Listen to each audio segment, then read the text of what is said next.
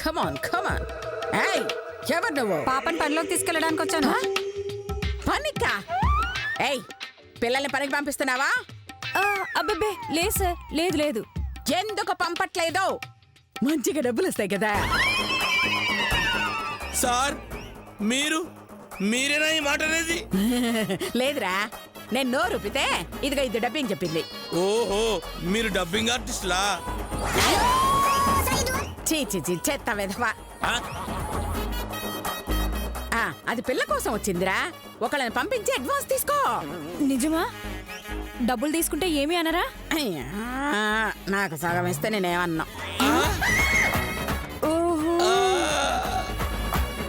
Thank you sir, thank you. ఏయ్ వీళ్ళలో ఎవరు కావాలో చూసుకో.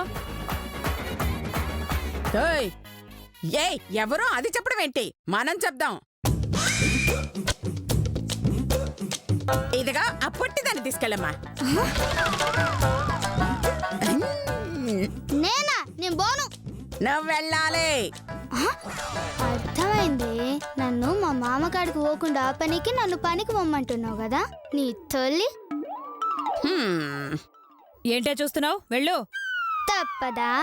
ఏయ్ ఇట్స్ మై ఆర్డర్. అబ్బా అట్లనా? సరే.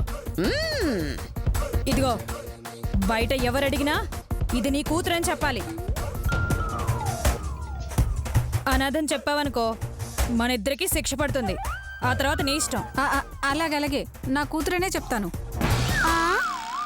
అంటే నువ్వు ఇప్పుడు మా అమ్మవా? అవును.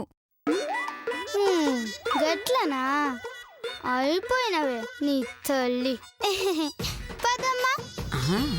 దా. ఇదేంటి ఇంత సంతోషంగా వెళుతోంది? ఏదో ఉంది. ఏయ్ ఇక నుంచి మీరేం చేసినా మాకు వాటా ఇవ్వాలి, లేదంటే ఏసీబీ వాళ్ళకి కంప్లైంట్ చేస్తాను. ఏసీబీ వాళ్ళకా? అంటే మీరు ఏసీబీ కాదా? కాదు.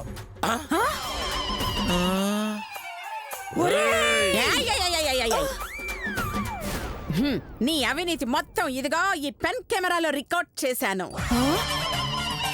ఎక్స్ట్రాల్ చేసావంటే వద్దు. నాకు అర్థమైంది సార్. ఇక నుంచి మీకు వాటా ఇస్తాం ప్రతి దాంట్లో. ఏయ్ ఏయ్ పాప ఇలా రా. ఏయ్ నేనెవరో నీకు అర్థమైందా? అర్థమైందండి. ఆ డాక్యుమెంట్స్ దొరికే వరకు నువ్వు ఇక్కడే ఉండాలి. ఓకేనండి. ఈ పాపని జాగ్రత్తగా చూసుకోవాలి. ఎందుకు? పెన్ కెమెరా చూసుకుంటాం, బాగా చూసుకుంటాం. Assistants okay sir.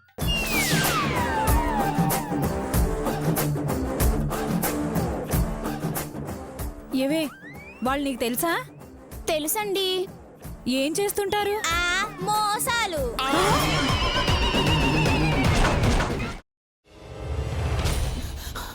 నువ్వు ఇంకేమన్నా చెప్పాలా? ఇంకేమన్నా అబద్ధం చెప్పాలనుకుంటే చెప్పేయి. నేను చూడాలనుకుంటున్నాను నన్ను మోసం చేయడానికి నువ్వు ఎంత నీచానికి దిగజారగలవు అని. ఎందుకు ఆలియా, ఎందుకు నువ్వు ఇలా చేసావు? నీకు తెలుసు కదా నానమ్మ తర్వాత నీ ఒక్కదానిని కదా నేను పూర్తిగా నమ్మేది. ఏమన్నావు నువ్వు? ఈ మధ్య అన్నిటినీ మర్చిపోతున్నావా?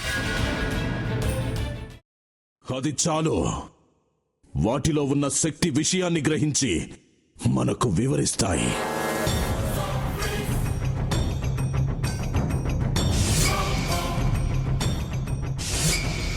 ఎవరు ఆ దండ విప్పొద్దు, గది తలుపులు తెరవద్దు.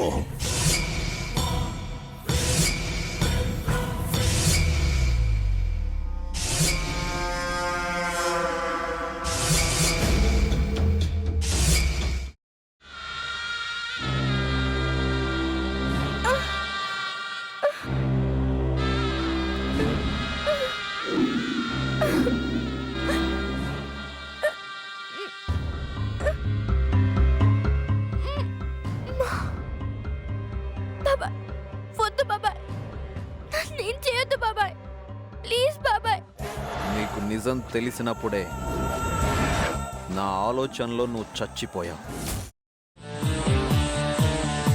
అబ్బా ప్లీజ్ కొంచెం తినండి ప్లీజ్. భీమారావు గారు మీరా ఇగో మీరా కాదు సక్కుబాయ్. అవును, మీ పనామే లేచిపోయిందని చెప్పి కంప్లైంట్ ఇచ్చినావు కదా. రేయ్, ఆయన కంప్లైంట్ ఇచ్చింది లేచిపోయిందని కాదు, కనిపించడం లేదు అని. అచ్చా, అట్లానా? సరే మేడం. ఇడియట్. ఆ వంట మనిషి పేరేంటన్నారు? రత్తాలు మేడం. ఏం పెద్ద మంచి, నీ వంట మంచిని కూడా మేడం అని పిలుస్తావా? రేయ్ హాఫ్ బ్రెయిన్,